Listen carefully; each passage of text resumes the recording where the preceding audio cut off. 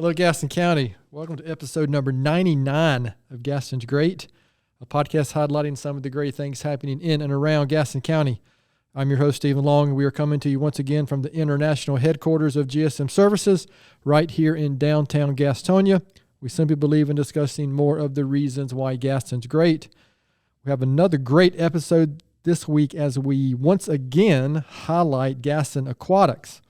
We have Donna Taylor and Trey Taylor with us today. Donna is the current president of the board for Gaston Aquatics, and Trey is the vice president of the board. So Donna and Trey, it's great to have you on, and welcome back to the podcast. Thanks for having us today. Thank you. Good to be back. Absolutely. So if you're wondering why we are having them back on again, well, a lot has happened since our last episode. I think that was episode number 23. So if any listeners want to go back and re-listen to that episode or hear some of that for the first time, that's a great place to start. However, there may be some listeners out here who aren't familiar with Gaston Aquatics. So the first thing I want to do is just to question to both of you, maybe Donna, start with you. Tell us a little bit about yourself, and then we'll get into the organization, and then we'll get into what's new and what's been happening. So Donna, tell us a little bit about yourself, anything you'd like to share. I'm Donna Taylor. I've lived in Gaston County for almost 25 years. I'm not a native, but I think it counts at this point. I am an attorney by trade, and I was the office manager at my husband's dental practice until we sold that about a year ago. And I have two children, Emma and Andrew, and Gaston Aquatics is my third child. Been working on this for a long time. That's probably a fair description. Oh, and this is Splash. We didn't introduce Splash. Okay. I forgot. Sorry. So, yeah, Splash is, how would you describe Splash? Splash is our mascot, is Gaston Aquatics' mascot, and travels on fun adventures with us. Very good. Yeah. Kind of like Sylvester, Thurman and Sylvester here at GSM. That's right. Except Splash is much smaller. He's scaled. Trey, how about you, sir? My name's Trey Taylor. I'm also not quite native. I've been here since '88, but so I'm almost native, more than Donna. But I was raised in the county. I've been working in aquatics full time since 2012. I'm going to be working for Gaston Aquatics once it opens. I work with the Gaston Gators now, in addition to serving on multiple nonprofits dealing with aquatics across the nation. All right. Very good. So you came to Gaston County the year I graduated high school. Makes me feel old. Were you like 2 probably? Oh, yes. Wow. Okay, then. Moving on. So, again, this question is really for both of you, and y'all can just go in the order you like. So, again, might have some listeners who aren't familiar with Gaston Aquatics, how it came about, what's the mission of the organization, and then we'll get into the big question about what has kind of been going on and changed since going almost, believe it or not, almost 2 years ago, back when we talked on episode 23. So, Donna, maybe start with you on that one. We're a 501c3, and I guess everybody knows that means we're a nonprofit. And our goal is to provide aquatic solutions that will touch everybody in the county and beyond. We want to have adaptive aquatics, which is for differently abled citizens, lessons for adults and children, underserved populations, and people who want to come in and have private lessons across the board. And competitive swim, of course, high school, and for Gators would be the home team, separate and apart, a different entity, but rent space to be the home team, and have veterans programming and really touch people across the board. That's a great point. One thing I didn't mention is, episode 23, we did talk about really both Gaston Gators and Gaston Aquatics, and then I guess today we might, obviously, you can't talk about one probably without talking about the other, but they're very, very related organizations and topics to discuss. So thank you. Trey, anything you would add to that? I would just add that aquatics in Gaston County has long been isolated to kind of neighborhoods, and the areas that have served aquatics have done a wonderful job of serving their surrounding areas. And the goal that we want to fill is to be able to hit the rest of the county that hasn't been served previously, just to supplement, not supplant, all the other people that are doing wonderful things in aquatics in the county, and just be able to make sure that we can open it up to absolutely everyone in the county, because everyone can benefit from the water. All right, very good. So one last question before we move on. How did you get involved with this, Donna? So my kids have swum with gators. Emma isn't anymore. She's graduated. But when she was 5, she started. Very good swimmers, too, by the way. And thank you. And we have had different iterations with gators of not having a home and having to really fight for water or search for water. And I kind of thought it was crazy that it was that hard to find space. And then especially once they got closer to high school, and I had friends with kids who were swimming high school, and they were swimming 8 to 10 to 11 kids in a lane for 45 minutes and were expected to get better. Yeah. And I thought, gosh, that's weird. And we had a personal experience. My father-in-law had an aneurysm and was disabled. And to get him into water, you would have to take him to Charlotte and put him in this lift and put him down in water. And it's almost like cattle. And when I heard from Trey about all these 0-degree entry pools, other places where you can put people in PVC wheelchairs and wheel them down in, I couldn't fathom why we didn't have that opportunity here. Mobility is the biggest problem that Gaston County has in terms of a disability. And if people can get in water, they can start to float. They don't, feel that pressure against a wheelchair, any of that. Freedom from gravity. And so if you can just slide somebody on a board from one wheelchair into a PVC wheelchair and roll right down in, why wouldn't you do it? Right.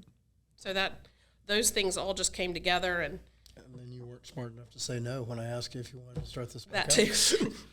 Yeah, there's always that piece of it, right? When somebody's passionate about something, and that's how things get done. So, Trey, I know your involvement and very passionate about this as well. So just real quick, how did you kind of get involved in this whole endeavor? It's family business. My father was on one of the iterations of trying to accomplish this goal, back in the early 2000s, and came very close. He and a bunch of other hardworking volunteers, and I kind of lived and breathed it through him when I was in high school and everything, and saw how close we got and how frustrated it made him, and how much he really wanted to see it happen and hated that it never happened that time. And when we saw an opportunity again, I guess I just felt like it was my responsibility to continue it on. Yeah, just to continue the, I'm going to say, what's the old saying? You got to deal with the sins of the father. This isn't the sins of the father, right? This is continuing the legacy work of the father. Okay, so again, I appreciate you sharing a little bit of background. I just think it's helpful, for maybe some listeners who don't go back to episode 23, right, and hear some more of that detail. So, I'm personally, because of my relationship with you guys and my involvement a little bit on a much, much, much, much smaller scale, and appreciate the work you've done. So we want to talk about what is happening right now, what has happened since, I think it was September, October of 2021, I think is when we spoke last. We still had plexiglass up back then. We did, yeah. What a joke, right? That helped a lot. Maybe just made us feel better, like we were doing something. So, Don, I'll start with you, but this is questions for both of you. What's been going on? Where do things stand right now? And I hope this will be kind of the main discussion here today. So we have purchased over 5 acres of land in Dallas. And if you think of going up 321 and you look to your left and there's Gaston College, look to your right, and that's Gaston Aquatics. Directly behind Ingalls and above Gaston Fence Company. Yeah, so that kind of piece of land between Gaston Fence Company, as Trey just said, and Ingalls. Yep. So our signage and then the front of our building will face 321. So prime property hits people coming 85, 321, all of that. So that is huge. We've got the land, we've done all the studies and all of that needs to be done that he can probably speak to a lot more than I can. All those boxes you have to tick to build a really heavy pool. And we have the final iteration of the drawings. We have a 50-meter pool, and I'll let him talk more about that, and a big programming pool. One of the really cool things about our programming pool, and that's the one where there'll be lessons, where there'll be the adaptive aquatics, where there'll be the medical rehab facilities. That's the one with the 0-degree entry where you roll right down in. it is 25 yards long. So if you go to Southampton or the country club or any of those pools and you see kids swimming in a meet, that's a 25-yard pool. Well, one of the metrics to have learned how to swim is to be able to swim a lap.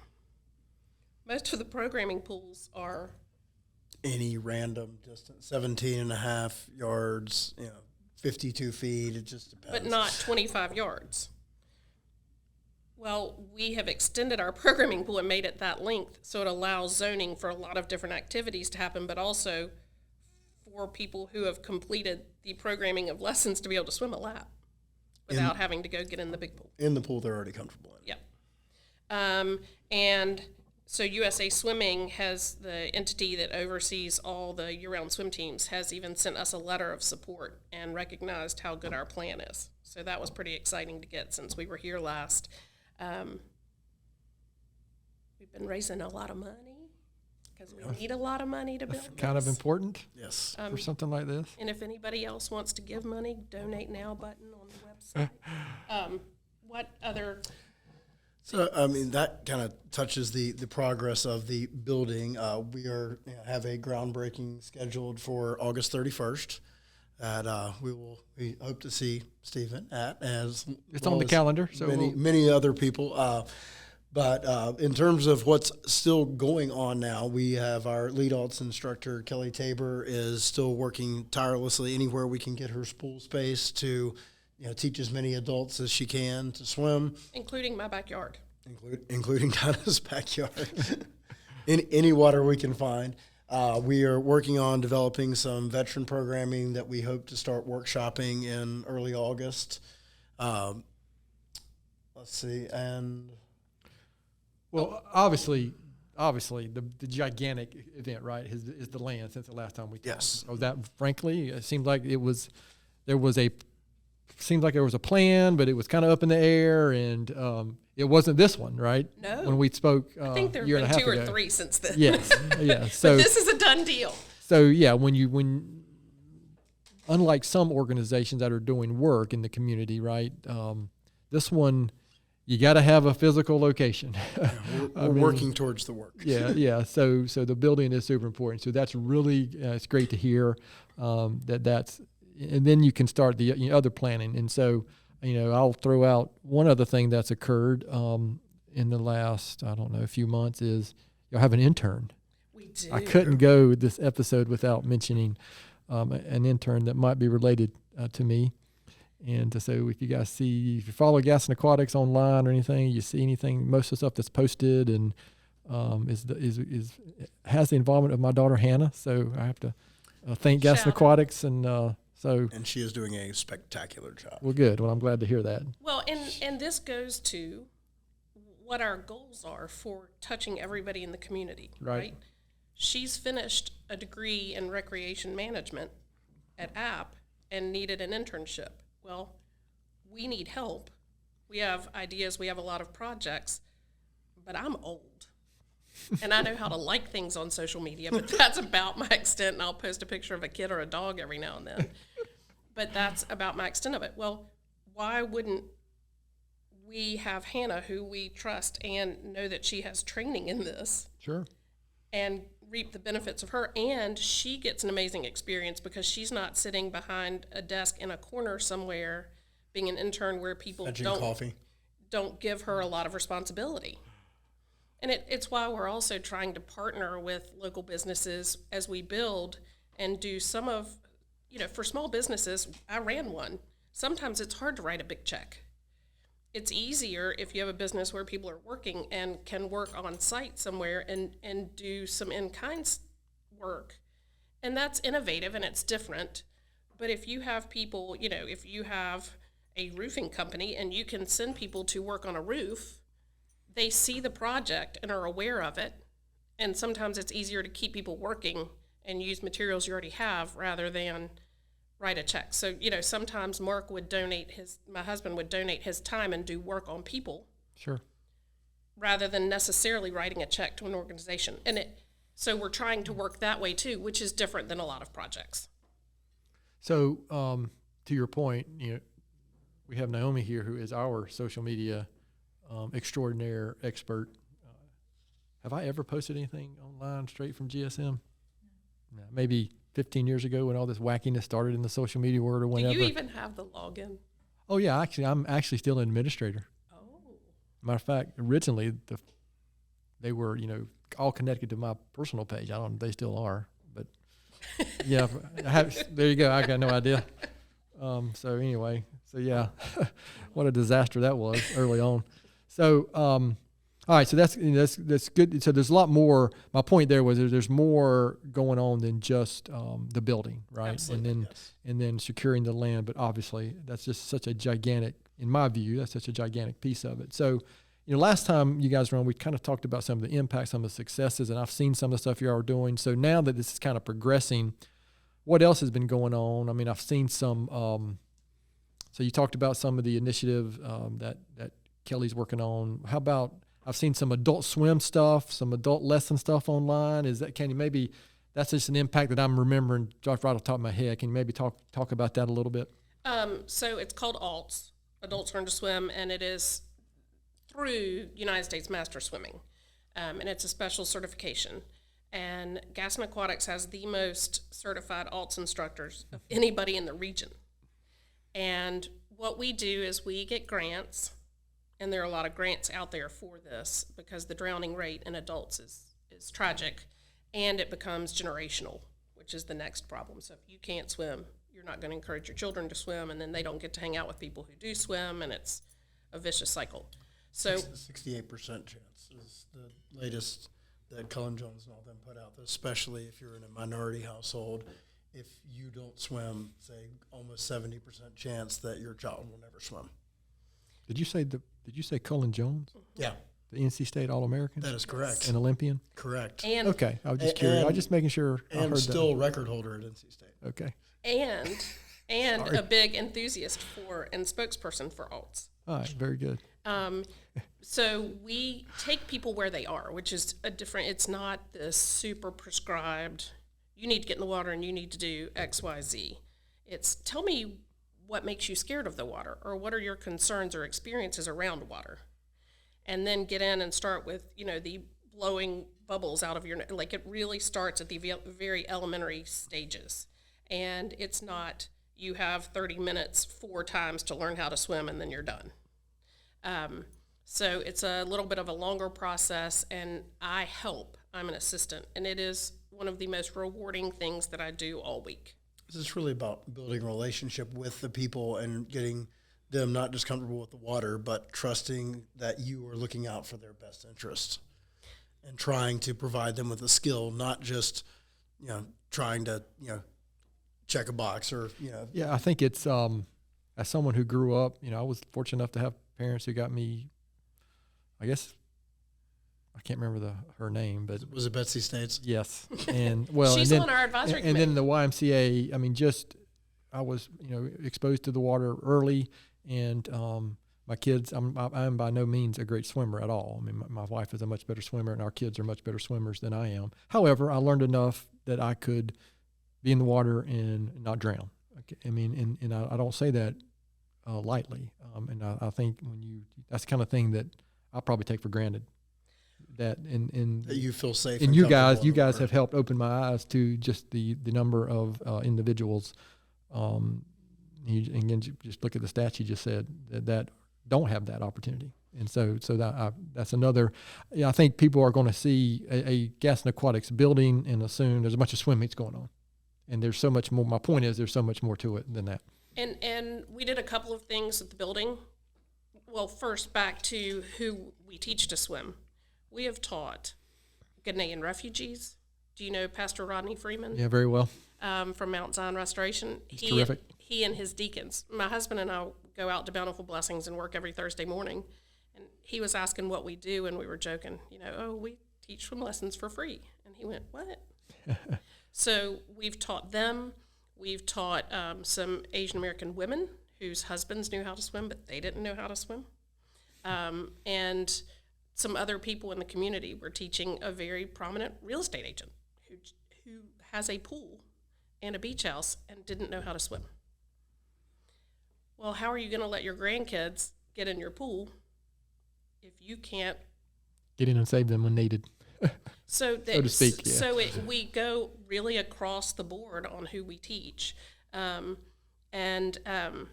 of the other things that's unique about our building, going back to the building, is a lot of programming pools and the big competitive pool are right beside each other. Well, ours has a wall separating the two, which means different heating and air, which shouldn't tax either one too much. And the air then for each side should match the water. So the colder water will have the cooler air, make everybody comfortable. The warmer water will have the warmer air, make everybody comfortable. Within 6 degrees to keep humidity below. Stephen can do that better than me. All those things. But the other thing it does is it provides emotional safety. You're not walking out in front of a bunch of competitive swimmers to go to your first lesson. Because some people, when they come to their first lesson, they want to wear socks and a sweatshirt because they feel like the more they have on, the safer they'll be, which isn't true. Yeah, your first 10K, you don't want to start at the front. But so if you have your own hallway to go down, have your own little staging area to get into the pool where you're going to have your lessons, you'll feel more confident than being in front of, Chuck Niemeyer and Trey and all these folks who are getting ready to sprint and stir up a bunch of water and stuff. Naomi, do you know how to swim? Oh, okay. I thought we had an opportunity here maybe. But yes. The whole pool has basically been designed to not exclude anyone and to not kick anyone out at any certain time. So it's set up in such a way that you can have a USA Swimming meet going on while still having adult programming. They have separate locker room access, so there's not crossover there, which keeps USA Swimming and Safe Sport happy. The members are happy because they're able to still use the facility while there's a meet going on.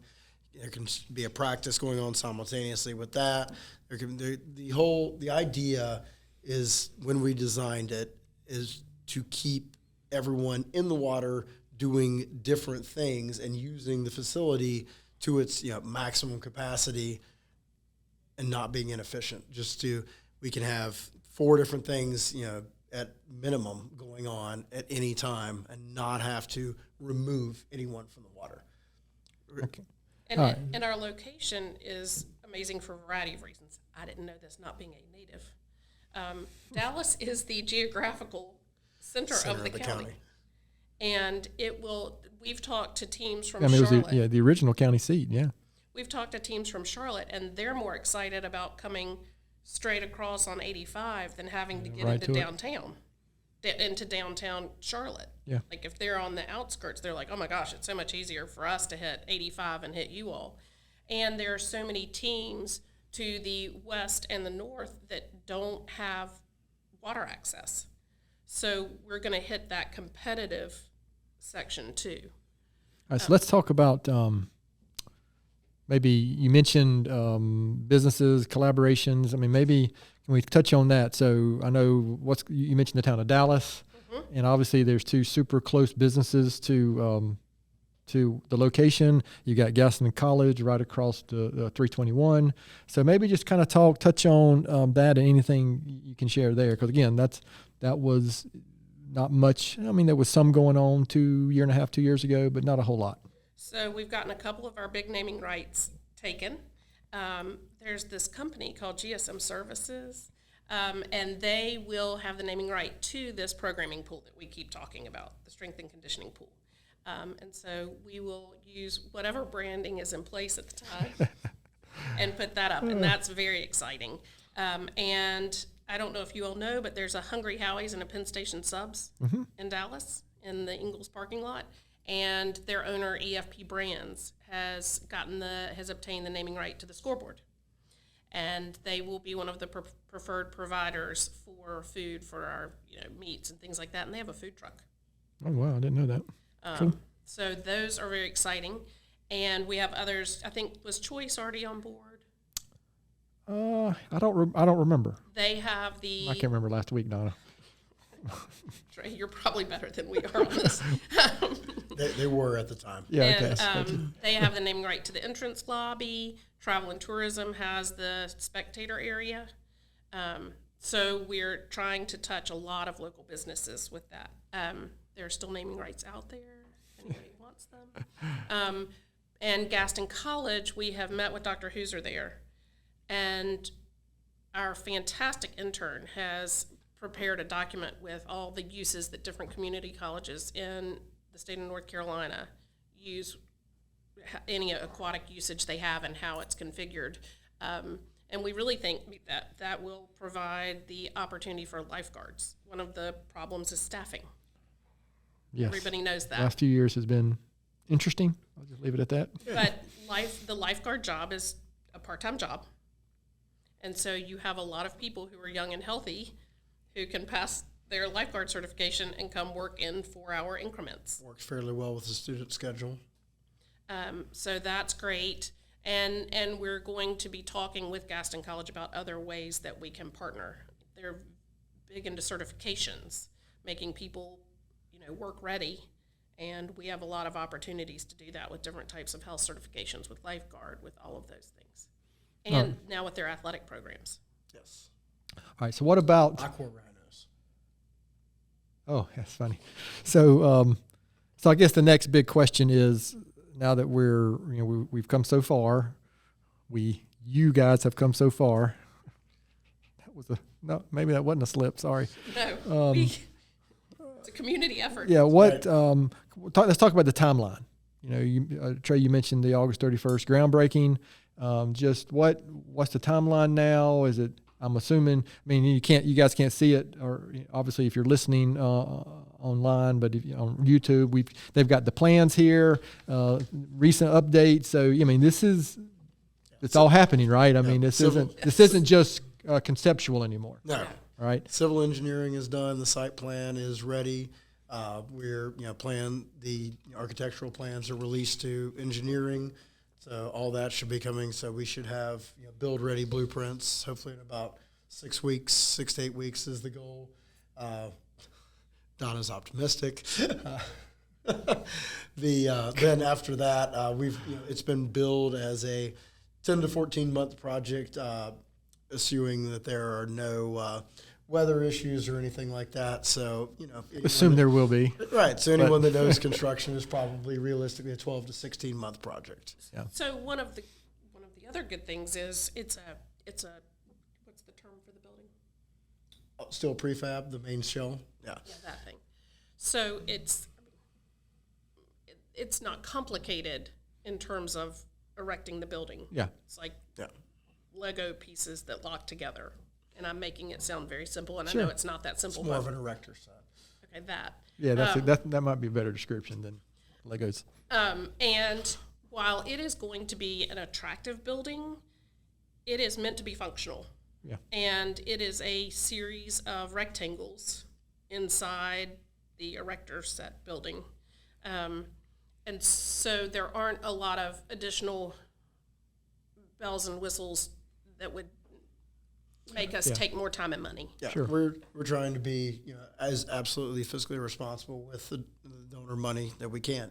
Being a nonprofit, we want everything to serve the actual services that we wish to provide. So the pool itself, and in the spectator area are the main focuses, and then everything there is designed to be as functional as possible. No fountains and waterfalls. Rolled epoxy floors, no structural glass, things that are aesthetically pleasing but not exorbitantly expensive. So if things go as scheduled, I mean, with your maybe not quite as optimistic as Donna, but my experience with construction, you're looking at very toward the end of 2024, maybe the beginning of 2025. Obviously the grand opening is what everybody wants to know, that answer to that question, right? Sure. I mean, so do I. Yes, yeah, absolutely. The pie in the sky goal is to be able to host the typical home meet that the Gators do actually at a home pool in the end of 2024. Right. And before that, we'll do some sort of, hopefully we'll be able to have everybody put their suits on, and I mean suit and tie, and jump into the pool before that. And so some of that we just don't know. One of the other big things that has happened is we got a a match grant, a SCIF grant from the state of North Carolina, where if we raised $1 million, we got $3 million, and then if we raised another $1 million, we got another $1 million, which makes a huge difference. Oh, sure.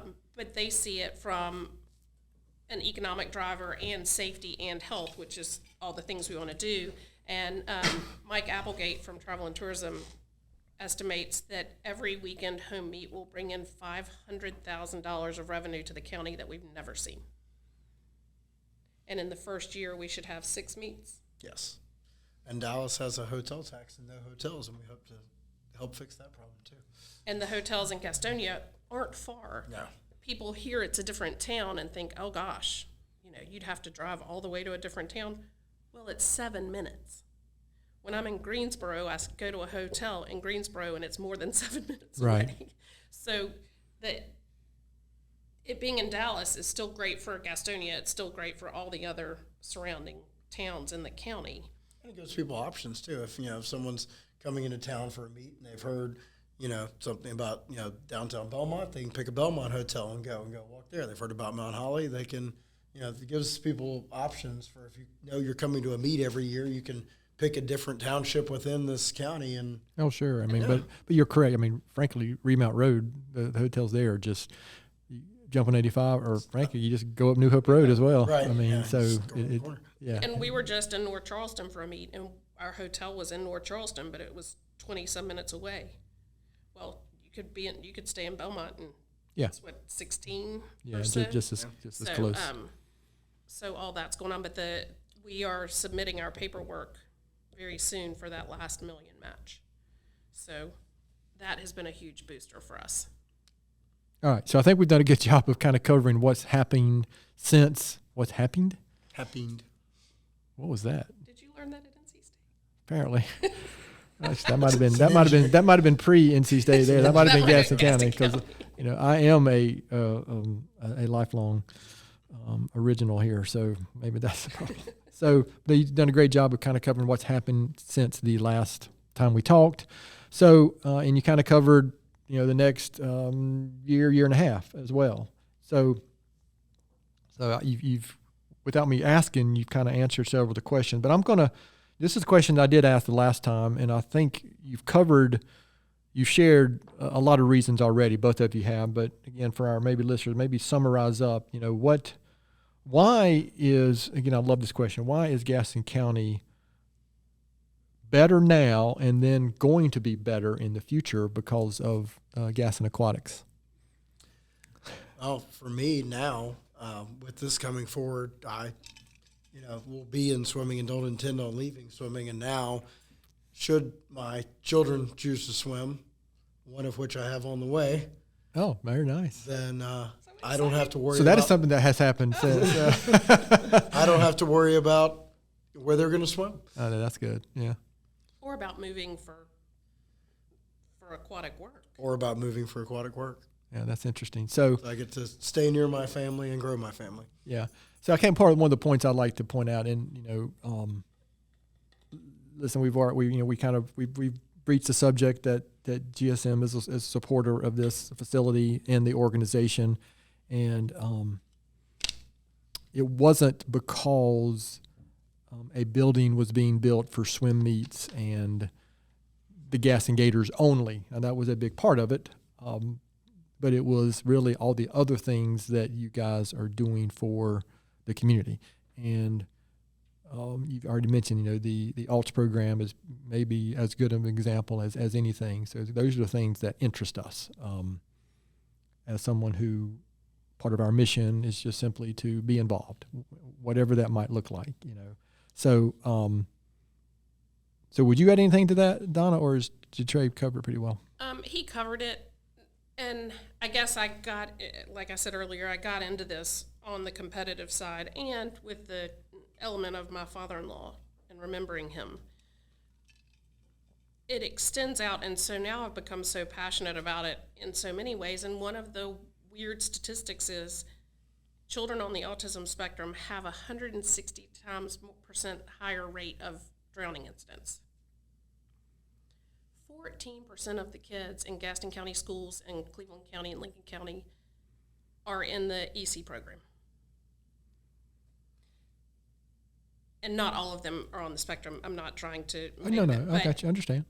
but when you look at those numbers and you think about any child or adult that you know that is on the autism spectrum, super curious, but have sensory issues, and then may not have the tonal response if they fall in water. So they're attracted to water, but they haven't been given lessons because the lessons with other typically developing children are loud and they may not like to be touched during lessons.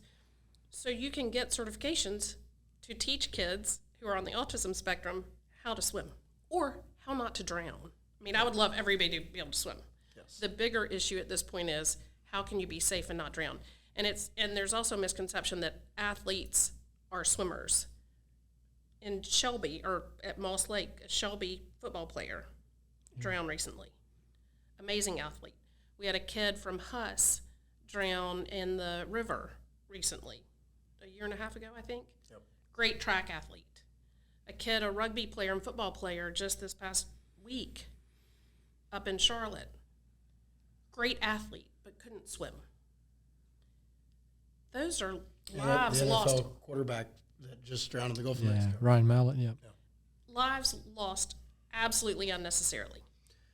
And today is the day after the biggest drowning day historically in Gaston County every year. Yeah, we're recording this on July 5th, so even though we're not going to be releasing it, but yeah, it's day after July 4th. So yeah, a lot of celebrating and maybe too much celebrating sometimes. Well, and I saw a bunch of kids, athletes from a college around here recently, and they were kind of trying to swim in the water. And I said, "What are you doing?" And they said, "Oh, well, we're football players, and our coach told us while we were home to swim."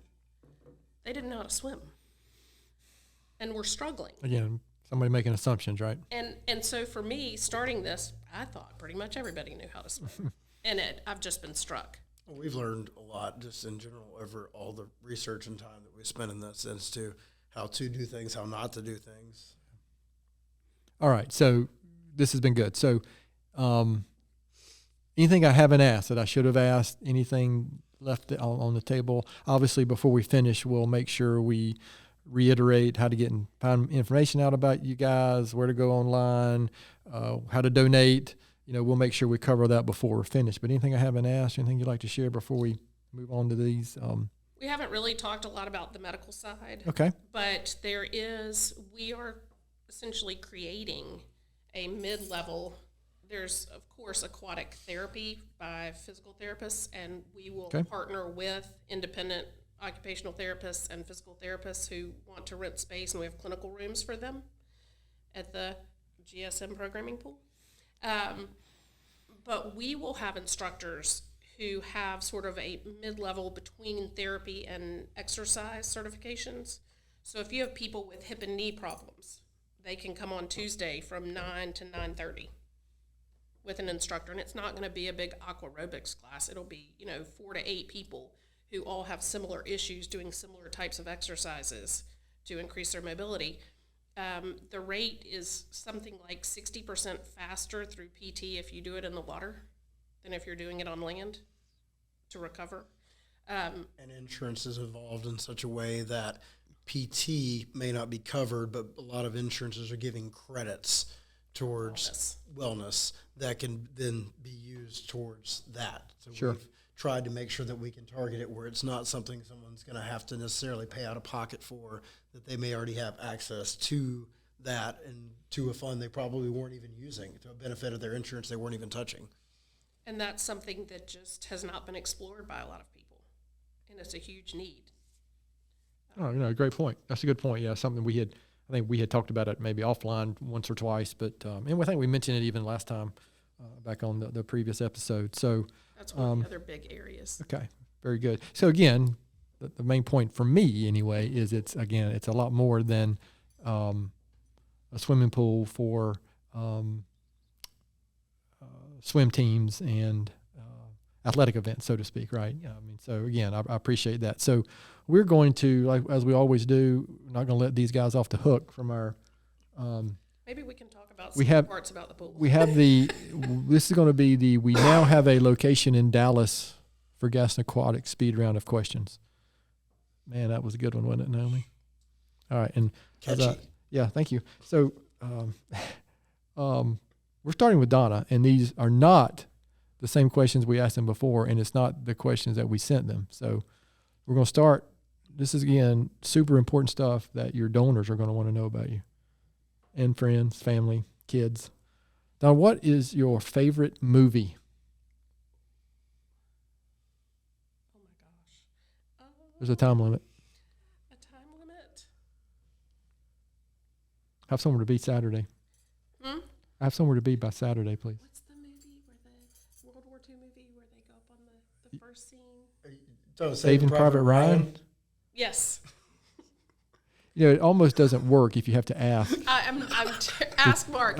other people. I ask him all the time, what's that song that I like that says these things? And he's like, you got to help me out a little bit more. I'm terrible at things like this. It's funny that we got that immediately. Yeah. So you know what? Oh yeah, it's a terrific movie. It's a terrific movie. Yeah, and I'm assuming it's because the movie starts and they're on the water. Is that the reason? The connection there? I hadn't even thought about that. Except a lot of people die. Have you ever seen that movie? Give yourself a wah or something.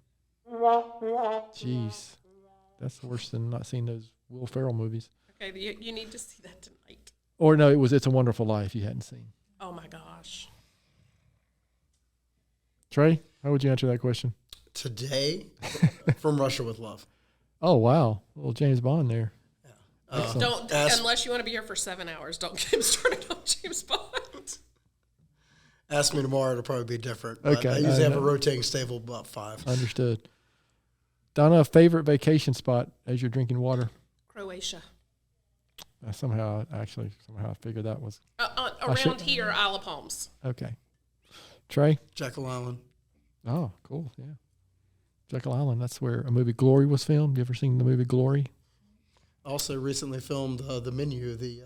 Oh, really? That I haven't seen that yet, but horror thriller, foodie movie. Yeah. Heard about that.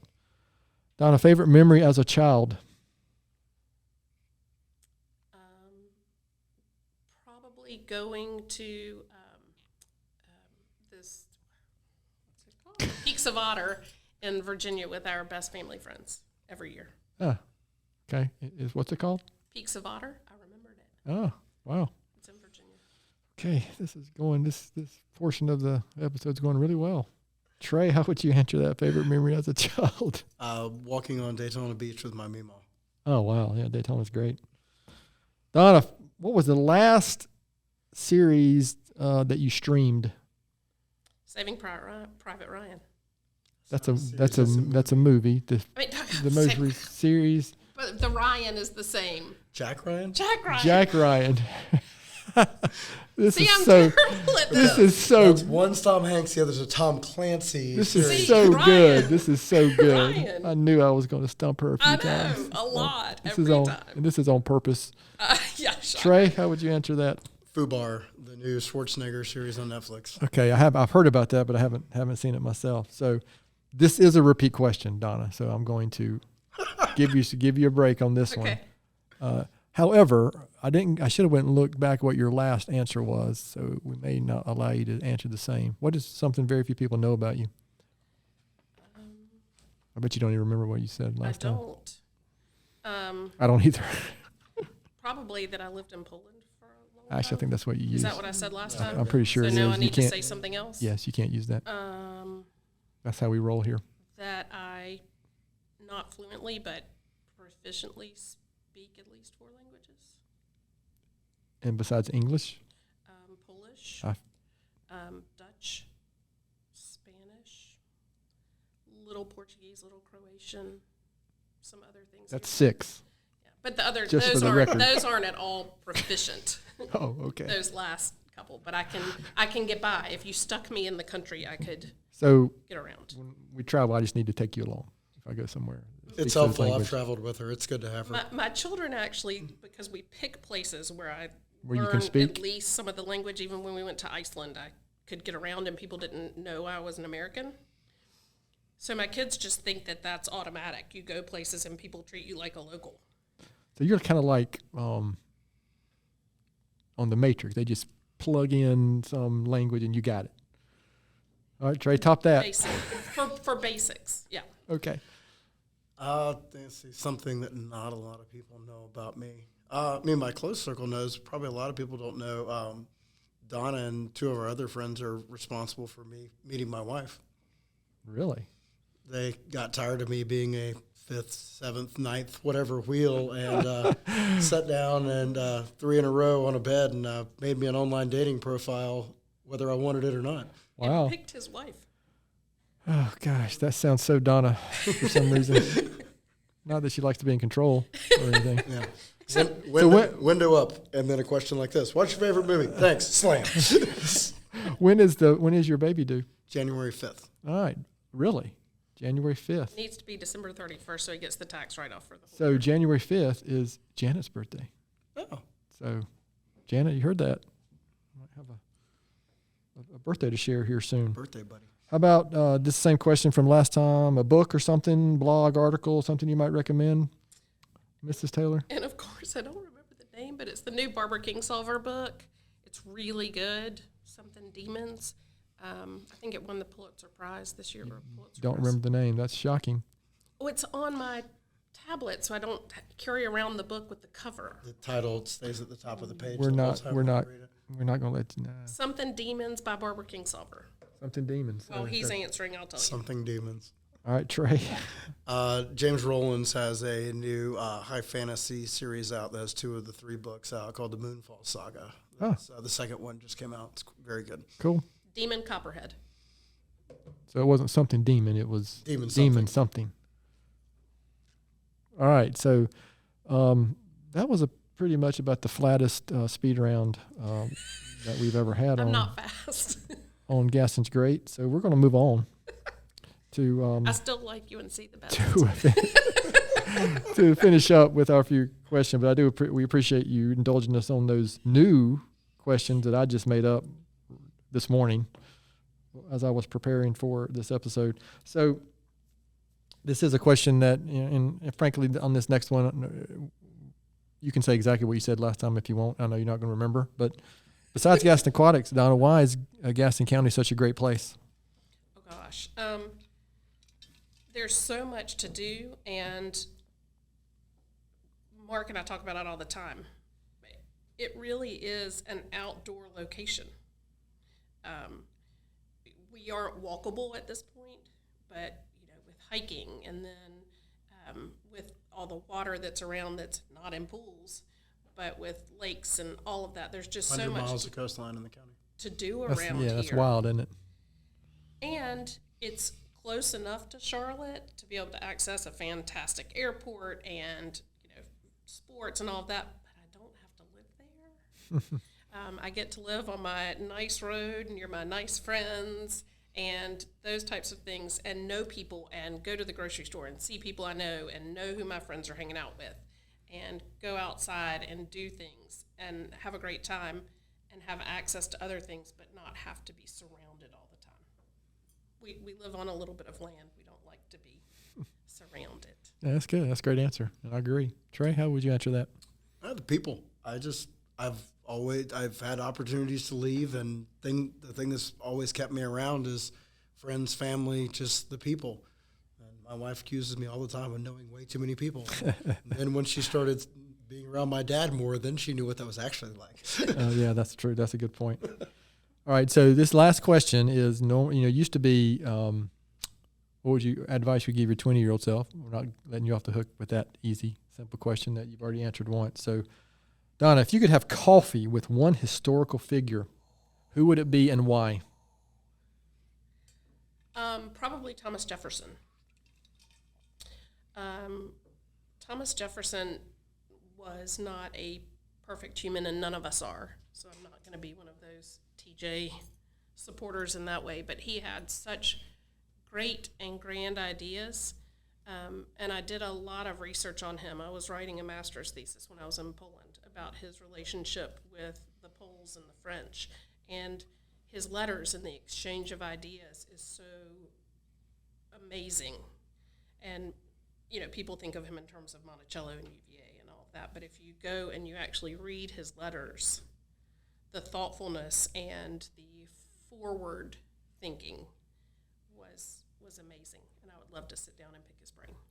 That's a great answer, and I appreciate that. As a matter of fact, I think the episode we released last week, I think both Sharon Padgett and Ray Hardy, I think they both said Thomas Jefferson to that question, because Sharon's been on multiple times, so I didn't let her off the hook with that same question either.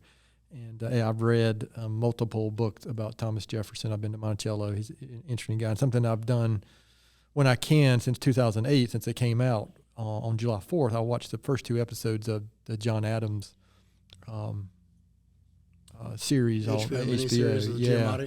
And the first 2 episodes are basically from the Boston Massacre up to the signing of the Declaration of, well, not the signing, but the Declaration of Independence and drafting of it and the reading of it. So I've always found that fascinating. You get to meet Thomas Jefferson, or at least that interpretation and context, so interesting. So and I would suggest reading his letters outside of that context, of what we think of here. Sure, yeah. Pretty incredible. I'm sure they are. I have some books. Interesting, yeah. Trey, how would you answer that one? This is another one that so many answers. Try to think of today's answer. Henry Avery. All right. I'm not familiar with that name. Pirate captain. Ah, yeah. The pirate captain that organized pirates into a pirate republic. One of the first true voting direct democracies done among brigands and hard men. Attempted to create and wrote letters and correspondences of creating a free country outside of Africa called Libertatia. Never actually happened, but theoretically envisioned to be a pirate utopia that that's they interesting. were going to create, free of kings and tyranny and rules. Him and pirates is kind of like 007. We might have to. Okay. So we could have a whole episode just on those 2 things. Have Trey back just to talk about those 2 things. Whenever I'm free and. Well, listen, guys, I appreciate that, and I do appreciate allowing me to kind of throw these questions on you that you had no idea were coming. So sometimes that's good, sometimes it's not so good. For Trey, it was great today. Splash, you should have answered that. So this has been really good. So again, the main point is we've covered a lot of it, is kind of get an update on Gaston Aquatics. And now if you just remind our listeners, where can they go to learn more, donate, just find out the latest things that are happening? You can visit us online at gastonaquatics.org. We can be emailed at gastonaquatics@gmail.com, and then all of the other socials are just at Gaston Aquatics. Okay. I think if you go into Google and type Gaston Aquatics, you should get lots of ways to find us. Trey doesn't really do social media, so I think Good for him. actually our TikTok is Gaston_Aquatics that our fantastic intern made, because Gaston Aquatics is a fish in a fishbowl. Interesting. We have no idea why. Yeah, I've never been on TikTok. Isn't that your specialty as well? One of your specialties, Naomi? And there's a donate now button that our fantastic intern put onto our website. All right, very good. All right, so any last words, anything you'd like to share before we close this episode out? Please feel free to contact us. I feel like there's a way we can impact anybody that wants to be impacted. And anyone that's there's still a little bit of who are they, what are they, and anything that we can do to clear that up for anyone. I know this helps, but anyone that wants to understand exactly who we are and what we're doing and how we're separate from other entities in the county and how we're different from, please reach out. We only want to make Gaston greater. That's right. Wow. That's a nice tie-in. You just redeemed yourself, Donna. I had a minute. But I think I appreciate your time, and I think I said something similar at the last episode. But I know this has been a long journey for you guys, and a lot of work has been put in, and you've done a great job of bringing people along. And just it takes people with passion to get things done, and that's just the way it is. And so again, I'm personally appreciative of that, and I know the county is a better place because of the work you guys have done and are doing and will continue to doing. So I'm really excited about the next 12 to 16 months, especially, right? We'll see. Right. We'll cross our fingers and pray for good weather and cool to bring babies to construction sites, right? Yeah. That's oh, sure. Yeah. A They make tiny Small hard they hats. make small hard hats. Absolutely. Yeah, you put them in a big armor suit or something. and, Yeah, and a it's all huge good. shout out to the town of Dallas. They've been great to work with. Yes. Well, good. You know what? That's great to hear. And we've learned about a bunch of fun venues and entities up there that we had no idea about that have come and sought us out.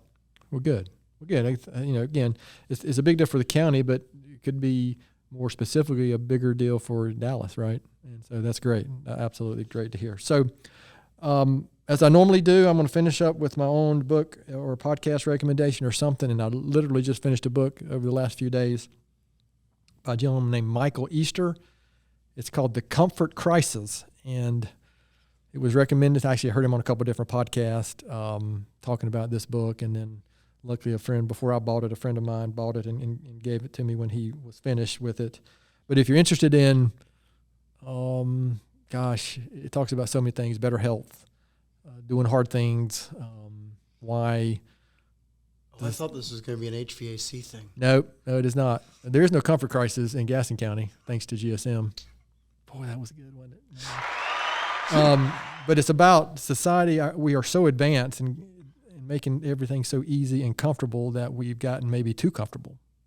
And I'll just leave it at that. But if you're interested in that type of topic, which I thought was really good, I would strongly recommend it. And then my thought for the week comes from a gentleman I've studied a little bit, seen some of his stuff before, a guy named Hal Elrod. But this is kind of on responsibility. And anyway, what he said, the moment you accept responsibility for everything in your life is the moment you gain the power to change anything in your life. So kind of that's more of a personal view maybe of the world, but you got a group of individuals though that get together and decide to take responsibility for something like Gaston Aquatics. Then here we are 2 months, roughly a little less than 2 months away from a groundbreaking of something that you guys have been looking forward to. So again, I appreciate that work greatly. So to our listeners out there, thanks so much for taking the time to listen to today's episode. Please continue to spread the word if you can about the podcast. Share our episodes. Tell your friends. Tell your relatives. Don't hesitate to contact us here at our email, which is podcast@gastonsgreat.com. We're always looking for suggestions for future podcast topics and guests. You can find the topics. You can find the podcast maybe and subscribe at the website gastonsgreat.com or anywhere you listen to podcasts. Please follow us on all our social media platforms as well, and give us a good 5-star rating, which helps us get noticed. Thanks again to Donna and Trey for being our guests today. Gaston's Great is produced and brought to you by Naomi Hunt and Amy Anderson from GSM Services and edited here locally by the Sumner Group. I'm your host, Stephen Long. Thanks again for hanging out with us, and please keep coming back to hear more reasons why Gaston's great.